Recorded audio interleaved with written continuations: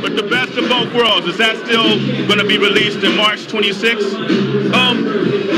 Yeah, it's still on schedule, you know what I'm saying? Everything is still on schedule. Yeah.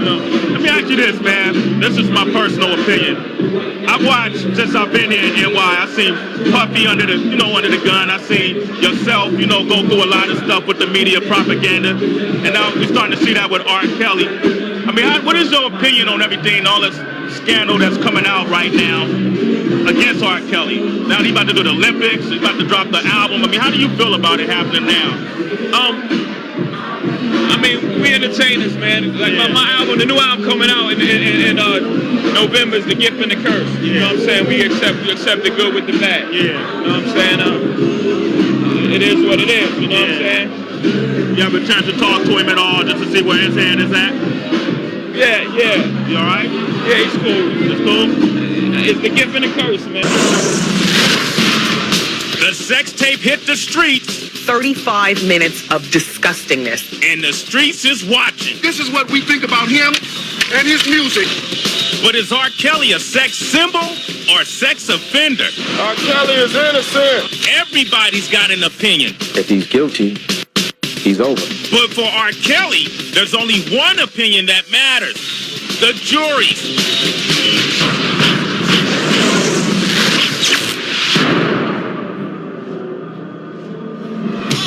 It's been 6 years since R. Kelly was indicted here in Chicago on 21 charges of child pornography. 7 of those counts have since been dropped due to a legal technicality.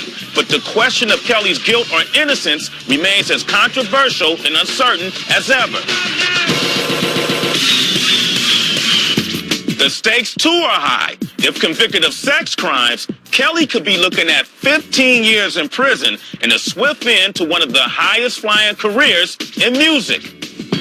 I am a mountain. I am a tall tree. So what is the case against R. Kelly?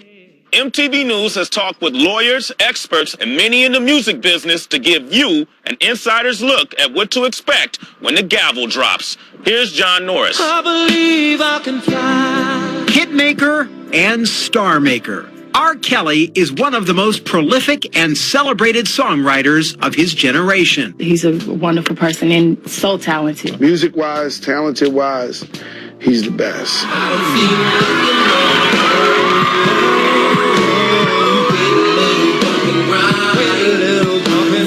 But even as millions of fans sang along to his music and danced along with the videos, few, if any, were aware that Chicago police were looking into a more unseemly side of the singer's life, probing numerous allegations of an illegal sexual relationship with an underage girl, his goddaughter. Some in the music industry say R. Kelly's taste for young girls has long been an open secret. Rumblings of he and girls not of age have been around for quite some time. Still, without any proof, police never charged R. Kelly with a crime. But then, someone delivered a shocking videotape to a reporter at the Chicago Sun-Times. The tape featured a man who appeared to be R. Kelly engaging in sex acts with what appeared to be the very same girl at the center of those investigations. The stuff that's going on in the tape, not to romanticize it, not to sensationalize it, it's horrifying. It's not healthy sexual relations. For authorities, who had previously dropped the complaints against Kelly due to lack of evidence, the videotape now offered the proof they had been looking for. Or so it seemed. Try to charge me, but I'm not guilty. Kelly immediately denied he was the man on the tape. I'm not a guy that would do this, what people are saying. But at the same time that R. Kelly was issuing his denial, the X-rated tape was bootleg and sold on street corners around the country. It even showed up on the shelves of HMV for a day. Some swiftly rendered their own verdict about the tape. 35 minutes of disgustingness. The girl looked no more than 14 years old. The image that I saw was a man that looked, legally speaking, I've got to be careful, looked like R. Kelly. But the court of public opinion isn't the court of law. In a criminal trial, nothing is assumed to be obvious, and everything must be proven beyond a reasonable doubt. In the child pornography case against R. Kelly, lawyers will have to prove that the tape is what it appears to be. Prosecutors must leave no doubt R. Kelly is the man on the tape. The girl is underage, and the tape is authentic. These three facts are crucial, and each has been contested by Kelly and his lawyers, beginning with the tape itself. In this interview 6 years ago, Kelly claimed the tape was a complete fiction, invented by special effects. I'm not a professional in that area. I do know this. It's not me. And if it's gotten me to this point, sitting in this chair talking to you about this, then it's obvious somebody that is real good at doctoring or whatever they did. In this media age, the great technology that lets us do fabulous things in movies and music videos makes the prosecution's case far more difficult. Kelly's lawyers have claimed specifically that their client's image was superimposed on the video, a practice said to be common in pornography. But that claim has already been challenged by the FBI, according to Chicago police. FBI forensics experts from Quantico have closely examined the tape. They tell us it's authentic. It should be noted that Kelly's defense team vigorously denies this claim that the FBI has authenticated the tape. To bolster their contention that Kelly himself is the man on the tape, prosecutors will attempt to prove that the video was made here, in Kelly's former Chicago mansion. MTV News cameras were granted exclusive access to the home in 2004, though the owners at the time asked us not to film the room where the sex tape was allegedly made. Instead, we obtained these images of that room, nicknamed the Colorado Room for its western log cabin interior, from a realtor's website. Look for prosecutors to compare images like these to those on the sex tape. Here there's a lot of distinctive features to the architecture of the room. It's not your typical white room with 4 flat walls. But even if the jury is convinced that that is Kelly on the tape, and that the tape is authentic, they still face a major hurdle.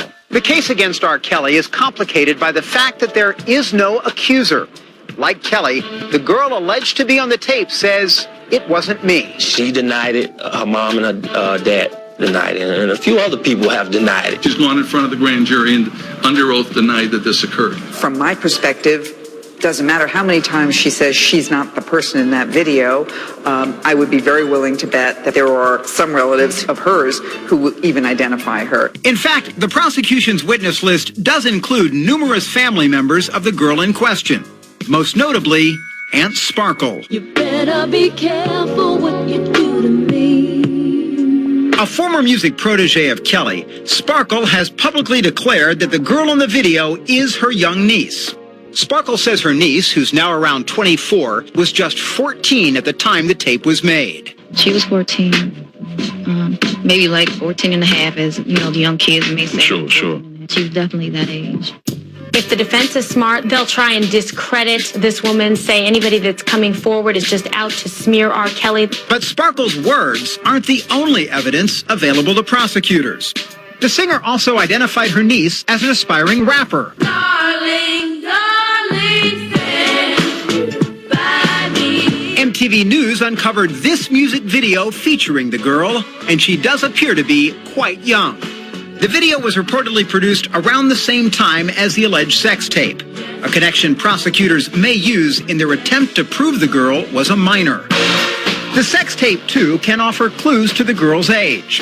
A Backstreet Boys track released in 1998 can be heard playing in the background, as can the Spice Girls' Too Much, a single from earlier that same year. Potentially more telling, though, is the sound of a commercial for a company that went out of business in 2000.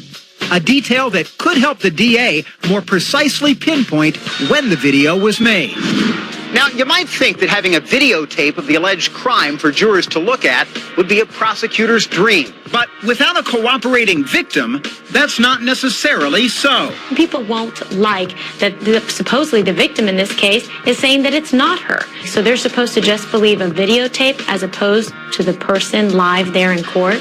To combat that problem, expect prosecutors to call child sexual assault experts to the stand. It's very common for victims to have denied their victimization. Denial is a huge part of the picture. Perhaps some of the child sexual assault experts are being called to testify about the denial and how common it is.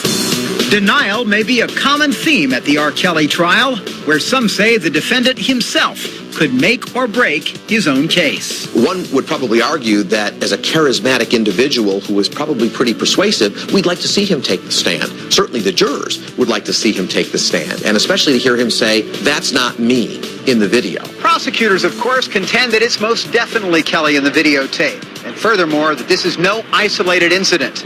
They hope to prove that by establishing what they say is a pattern of behavior.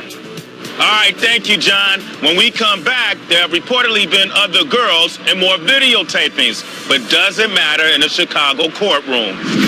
Will an illegal marriage heat things up? I'm not going to really add fuel to the fire. Or will other accusations of criminal sexual conduct hold R. Kelly's feet to the flames? That is powerful evidence to suggest if he's done it before, he's doing it again.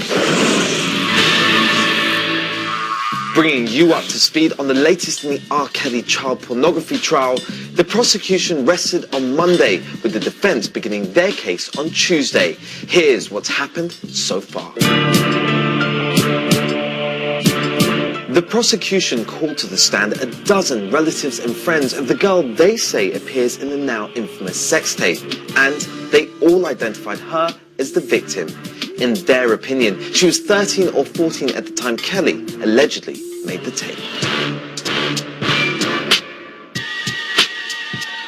The defense had an equivalent to O.J.'s glove, a mole on Kelly's back, which can be seen in police photos.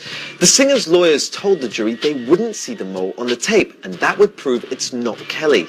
But then, a forensic video expert played the tape in slow motion, and a dark spot on the man's back was visible, in the same position as Kelly's mole in the police photos. That expert also confirmed where the video was shot, the notorious Colorado room of Kelly's former home. He's going to jail! He's going to jail! Everybody make mistakes. They better destroy him. Prosecutors also showed the jury a music video that featured the alleged victim in 1998. More than one witness put the girl in Kelly's frequent company. The singer's personal assistant told the court that one of her jobs was to pick up the girl from school and bring her to Kelly's studio, once even with an overnight bag. And the girl's aunt, former Kelly protege Sparkle, said she took her niece to Kelly's home to watch a game. Then there's Kelly's former mistress, claimed she participated in sexual encounters with both Kelly and the girl on tape.